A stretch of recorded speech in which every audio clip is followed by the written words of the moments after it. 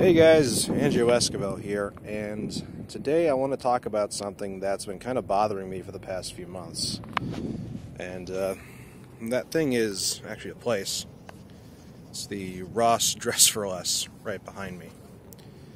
Now, that Ross Dress for Less wasn't always there. In fact, it's a relatively new structure.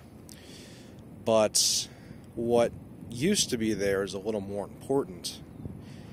There was a pet store that was family owned, and for the sake of privacy, I'm not going to, go into the names of the pet store or the people who work there,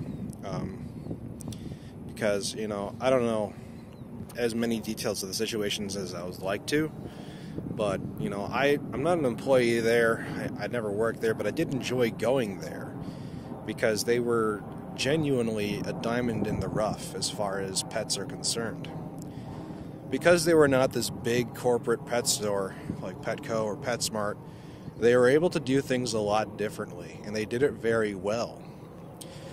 Their fish, a lot of them, were purchased locally from small breeders like myself or from private aquarists who have fish that just reproduce because, fish are going to do what they're going to do. Instead of buying from irresponsible, gargantuan factory farms that care more about quantity more than quality, this place understood that. And it wasn't just with their fish. The rabbits, for instance, came from a small, private, little, out-of-the-way farm, and their main goal is not farming rabbits. This just happens to be a farm, and the place would let children come in and play with the baby bunnies, not too young, of course, but, little bunnies and whatnot, so that when they grow up, they were very tame. And it was actually shocking how tame they really were. They were genuinely friendly, cuddly little bunnies, and they were really fun to play with. But it extended past that as well. A lot of their animals came from responsibly sourced operations that don't try and pump out as many animals as possible, but really genuinely do care about the quality and well-being of those animals that are being born and that are going to be sold to another loving family that will get to enjoy them for years to come.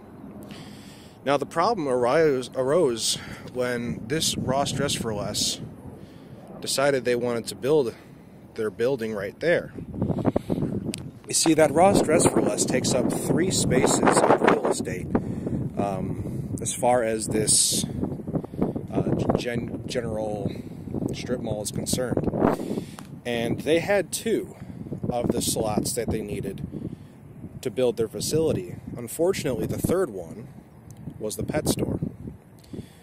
Now, the pet store was faced with a really, really bad dilemma because they didn't have an option as far as I know. And I don't want to go saying that, they didn't have anything help them or whatnot, because I don't know the situation as thoroughly as I'd like to. But from what I was told, they had about a month that they were given notice, maybe 2 months, and they had to relocate hundreds of animals. Not for nothing, but it's not like a normal store where you just have products that can be moved on shelves. You don't just relocate hundreds of animals to any facility. The facility has to be purpose-built for the situation. Because you've got fish that require fish tanks, and any aquarist knows that a fish tank system requires their biological filtration to be built before they can safely put fish in it, which takes a month by itself. And then there was all the puppies and the rabbits and the birds, etc.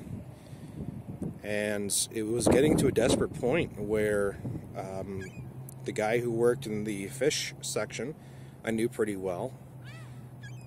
And like I said, I'm not going to name names or anything. He was a good guy. He was good at what he did.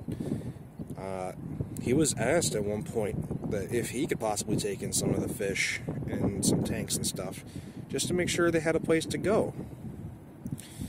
This is a pretty terrible situation to be in no matter who you are, because this is just a small family finally getting to do what they want to do and doing it better than I've ever seen any store around here do, which is really a shame. Now, animals and whatnot aside, there's problems that occurred throughout the entire process. When they were building this Ross Dress for Less,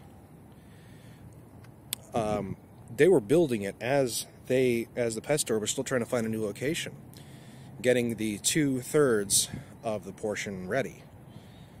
Now, when they were building the facility for Ross, the contractors accidentally cut the power.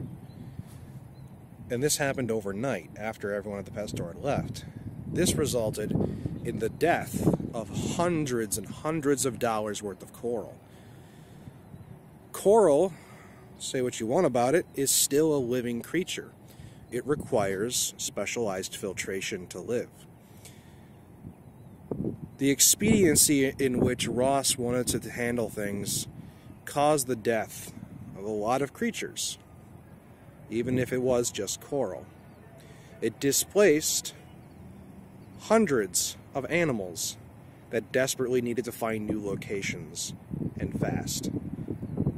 This is not a situation where you can just find a new facility and have it up and ready to go in a little bit. It doesn't work like that for animals. And on top of that, to add insult to injury, guess where there's a Ross Dress for Less? Not this one, but another one. Less than 2 miles from this location. So why did Ross need to feel like they needed to build another facility right here? That's what I would like to know. Is one Ross Dress for Less within a 4-mile radius that important enough to destroy the dreams of entrepreneurs and small businesses? Was it worth it to kill all of the coral and to displace a lot of different animals who need a lot of unique care that's generally taken care of in a single facility, and then give them not nearly enough time to find adequate relocation? Was it really worth it, Ross? I don't think it was. This little area used to be really nice, because if you look around, there are some big stores here, chains and what have you. But there's also, sprinkled in, a lot of family-owned places. It's just really a shame that Ross had to come in and do it to this particular kind of store. An animal store like this should not have had to go through what they went through. It's just not fair. And it's not right, ethically speaking, in my opinion.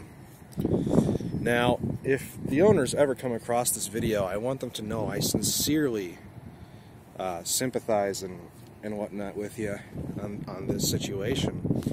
And,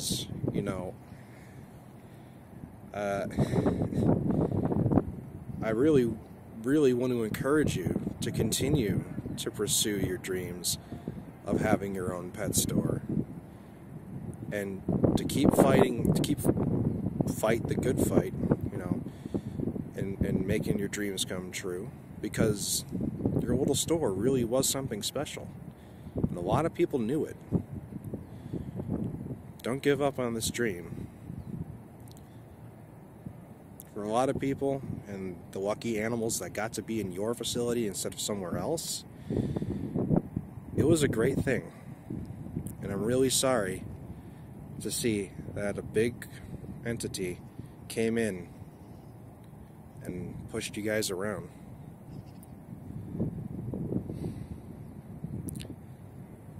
Small businesses are important to this country. I really do think that. In the area where I live, the economy is built and driven around small businesses here. It's a shame to see that all your hard work can be undone just because someone else wants to be in your spot.